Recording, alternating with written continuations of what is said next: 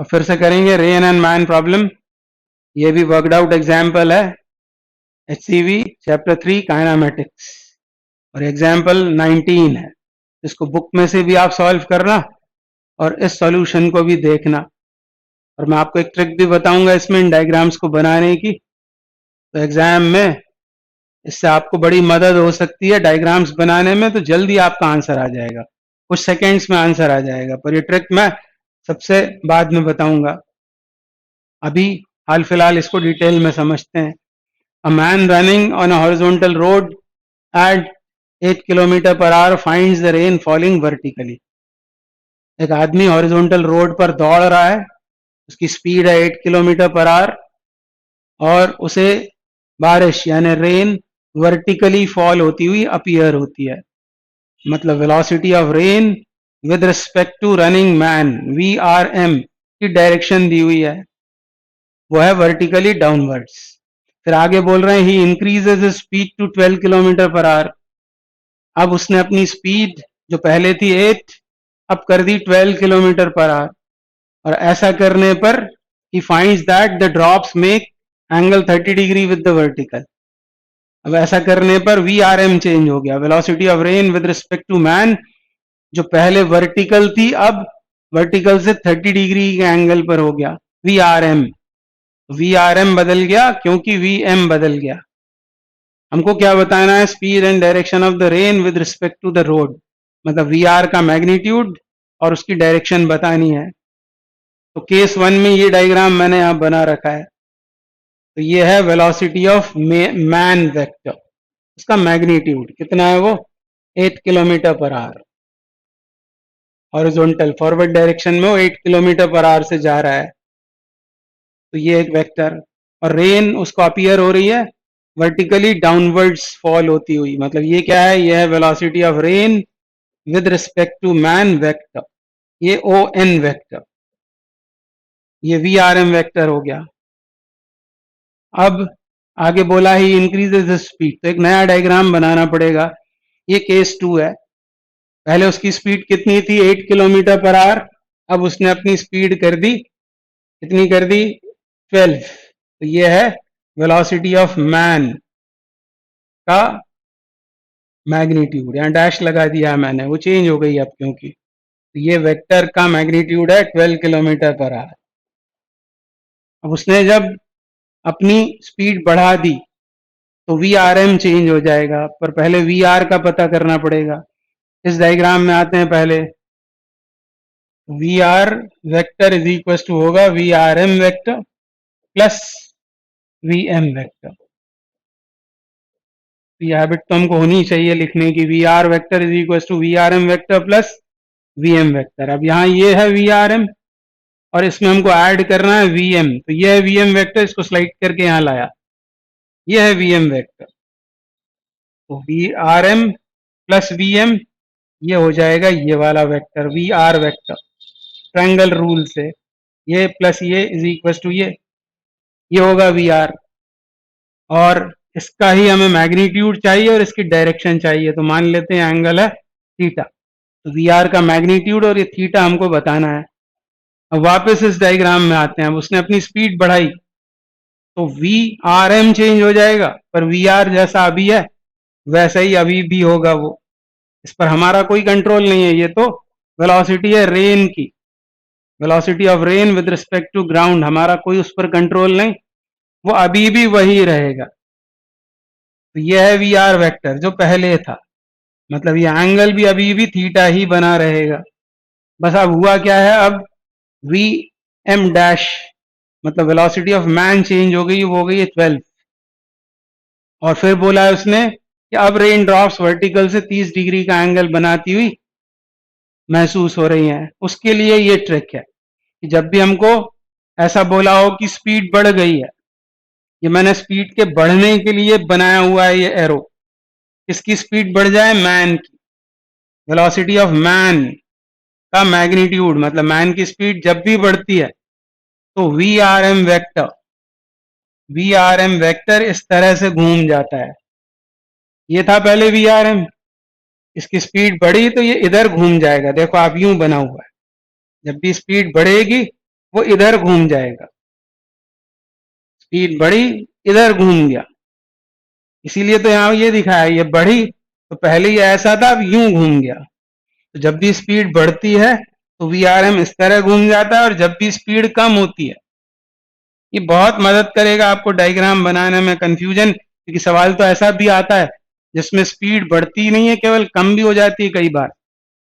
तो वीएम कम होगा यदि, तो वीआरएम इधर चला जाएगा, मतलब कैसे, एंटी क्लॉक, इसको क्लॉक बोले तो एंटी क्लॉक हो जाएगा। इस पर आप जरूर विचार करना और ये दिमाग में रखना बात, तो ये डायग्राम जल्दी प्रोड्यूस हो जाएगा। तो ये तो सेम है, वापस यहाँ आते हैं, ये तो सेम है एन, और इसका नाम रख देते हैं ए। तो ये तो एज इट इज कॉपी कर दिया मैंने, ये वाला डायग्राम, ये नया वेक्टर है।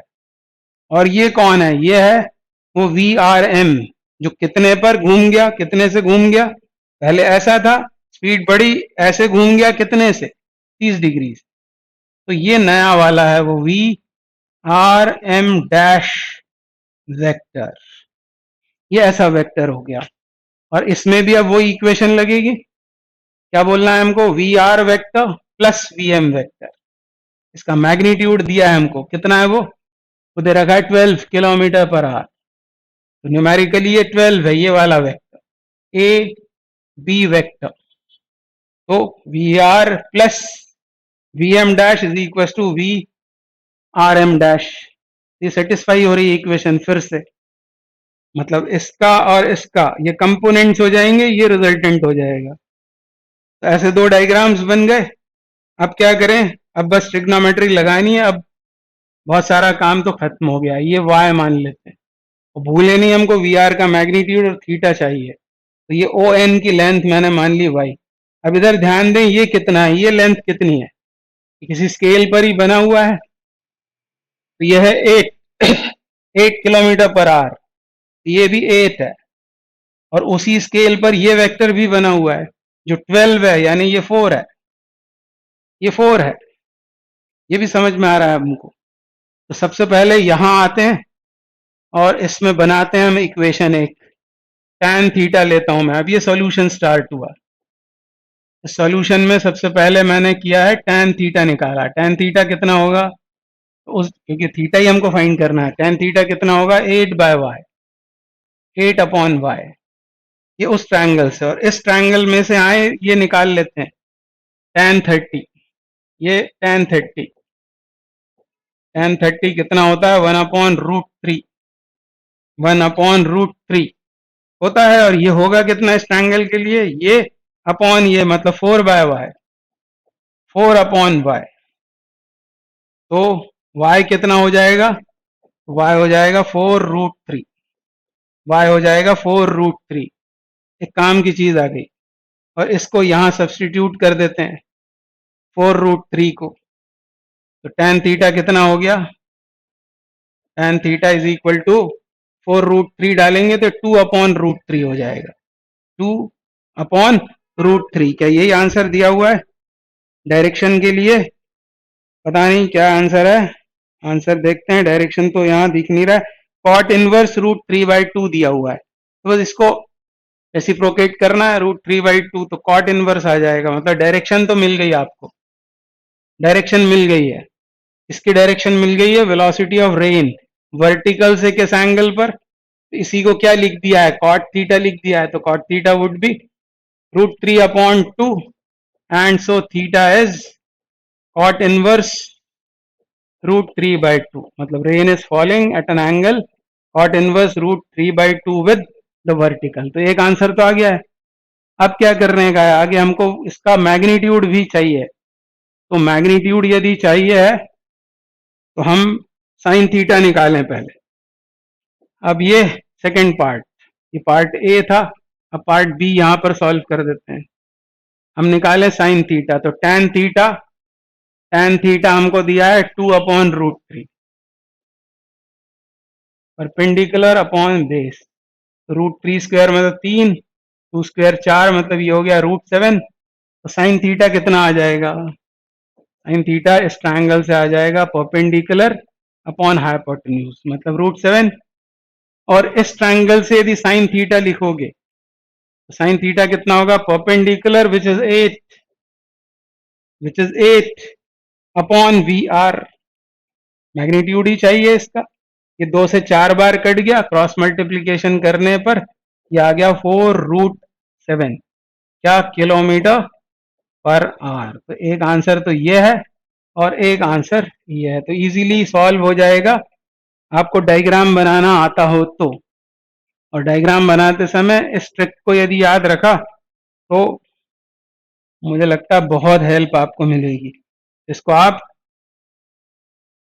कहीं लिख कर रख लो अपने पास, जब भी रेन मैन की प्रॉब्लम आए तो ये आपकी हेल्प कर सकती है। तो ये ट्रिक नहीं है, ये तो ऑब्जर्वेशन है, इसको ट्रिक नहीं बोलना चाहिए, क्योंकि डायरेक्ट यदि इसको किसी को बताएंगे, किसी बच्चे को, तो फिर इसकी वैल्यू ही खत्म हो जाएगी सवाल की। उसने कुछ सोचा नहीं, इसको रट लिया, और रट लिया है तो गलत ही लगाएगा, वो अंट शंट लगाएगा, अंट शंट आंसर आएगा। Thank you very much.